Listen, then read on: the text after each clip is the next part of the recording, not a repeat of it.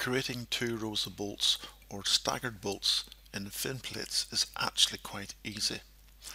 If we go to the width of the fin plate and we'll change it from 100 to say 200,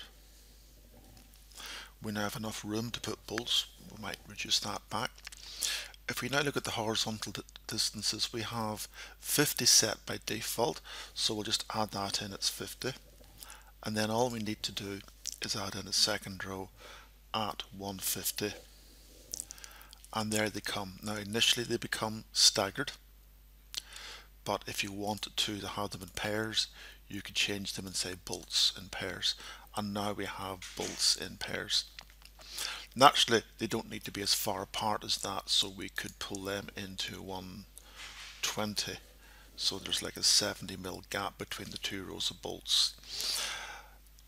One of the disadvantages of adding more bolts like this is you increase the lever arm on the centroid of the bolts, and therefore can have a higher shear load due to the moment, and your plate can be higher. But it is a very simple process to add those bolts. So if we come along, we can now just turn around and say that I want the width to be 180